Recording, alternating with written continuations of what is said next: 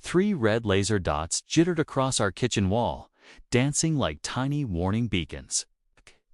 Sweat-slick barrels of rifles were pointed straight through our bay window, while my wife calmly stirred her tea, robe tied loosely, expression unbothered.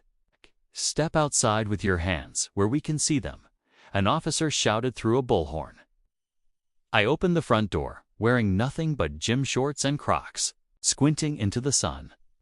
"She wouldn't show ID to the HOA president," I explained helplessly.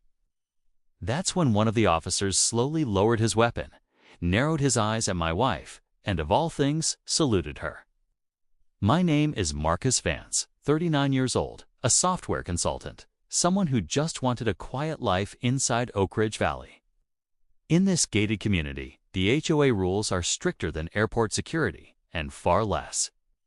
My wife Alina is ex-military, retired early, quiet, and unnervingly talented at assembling IKEA furniture with the same precision she once applied to tactical gear. And then there's Cynthia Sterling, HOA president, full-time neighborhood watchdog, and part-time self-appointed stormtrooper.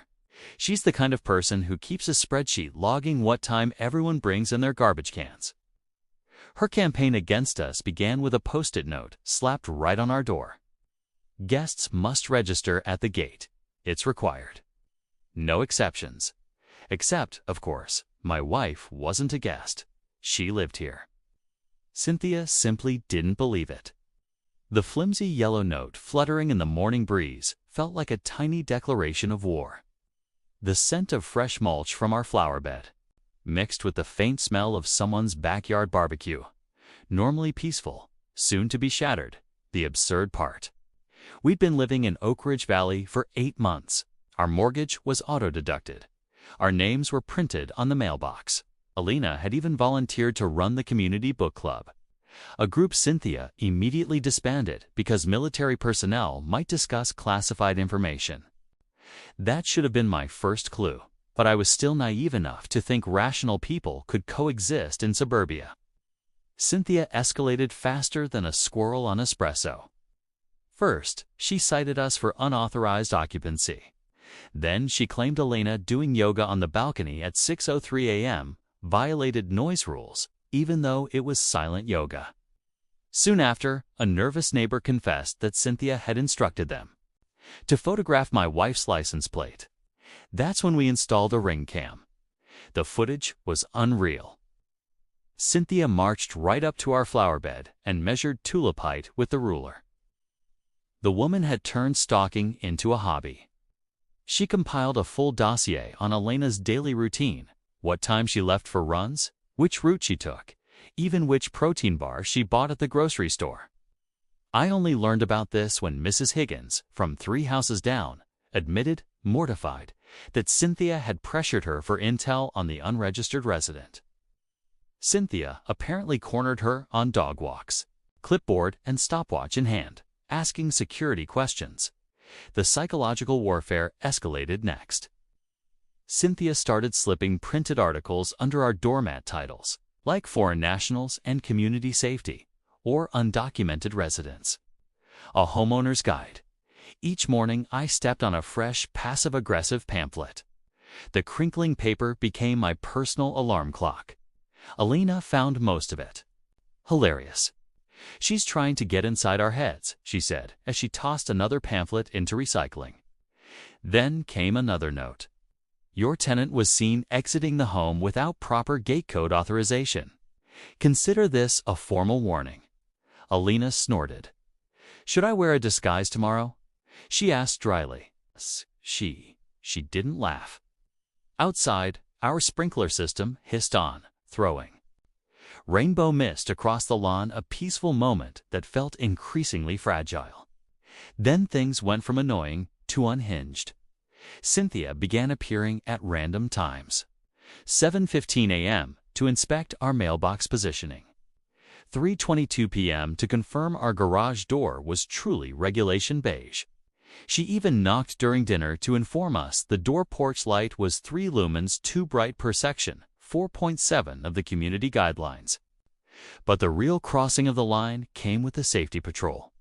Cynthia recruited 2 HOA board members to conduct their own wellness checks, slowly walking past our house, taking photos of our windows, our car, our garbage bins.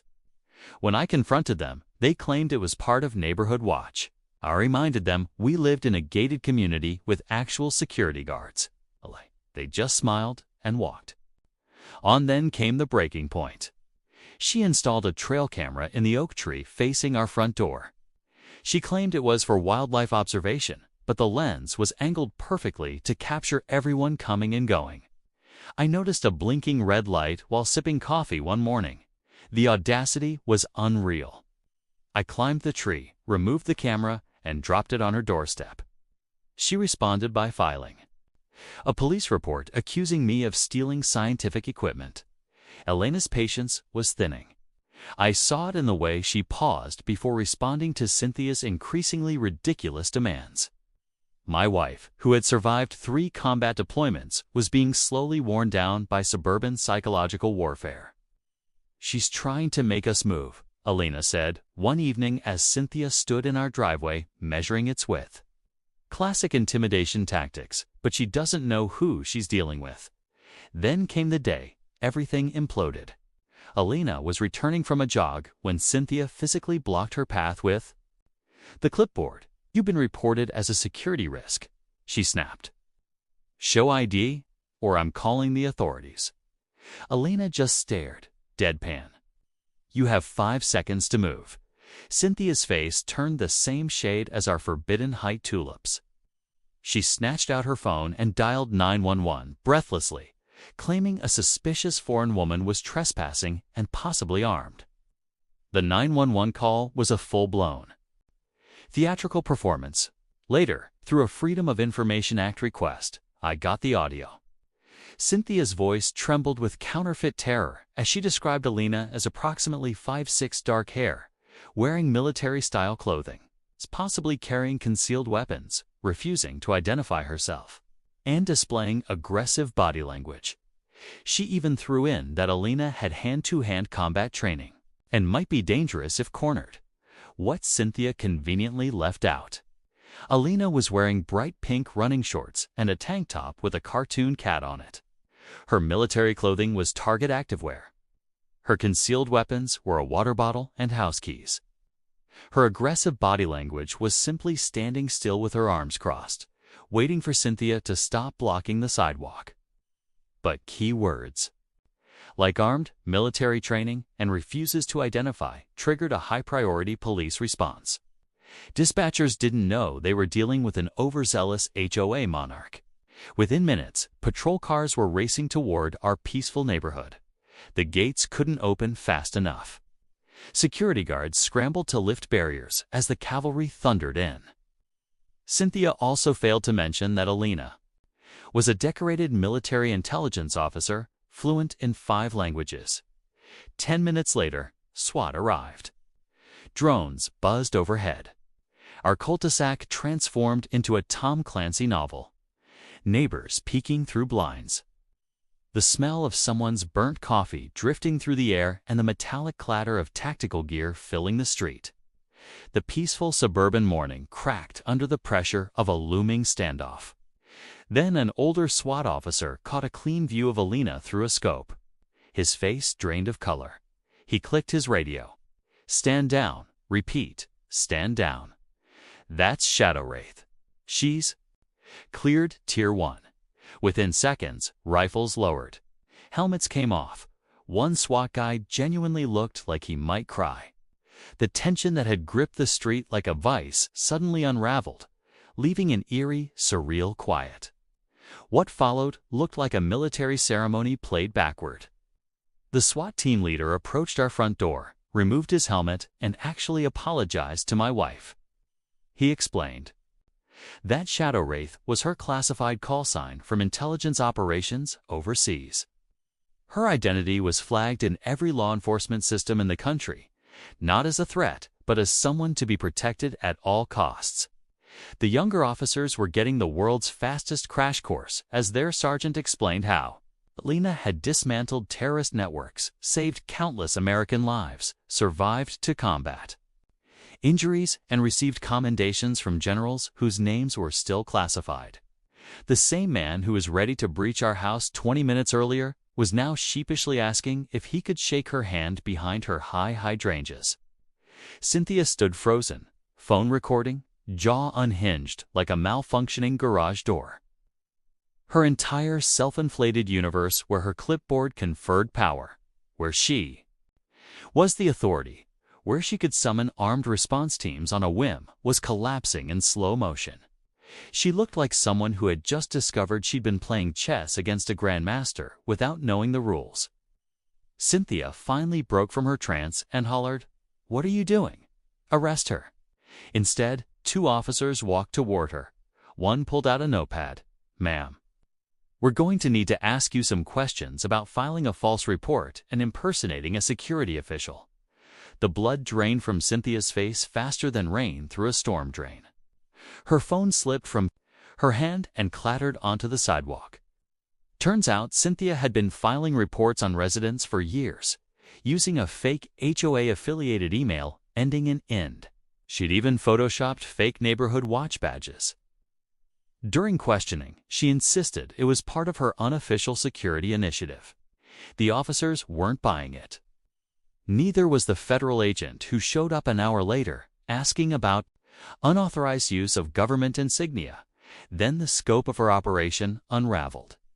Cynthia had compiled detailed files on 47 residents, complete with photos, daily schedules, and self-written threat assessments. Her computer contained hundreds of telephoto images, people checking mail, washing their cars, kids playing in yards. The fake badges weren't props. She used them to trick contractors, delivery drivers, and even neighbors into believing she had law enforcement authority. The federal charges stacked up, impersonating a government official, harassment, stalking, and filing false reports. Prosecutors described her as a one-woman surveillance state operating out of a suburban living room. During interrogation, Cynthia insisted she was protecting the community, convinced she was the hero of her own story. When the HOA board realized the legal catastrophe looming over them, panic set in. Emergency meeting. Unanimous vote. Cynthia was expelled from the board and banned from all HOA activities. The insurance company threatened to drop coverage if she retained any official capacity. Property values were at stake. Lawsuits were guaranteed.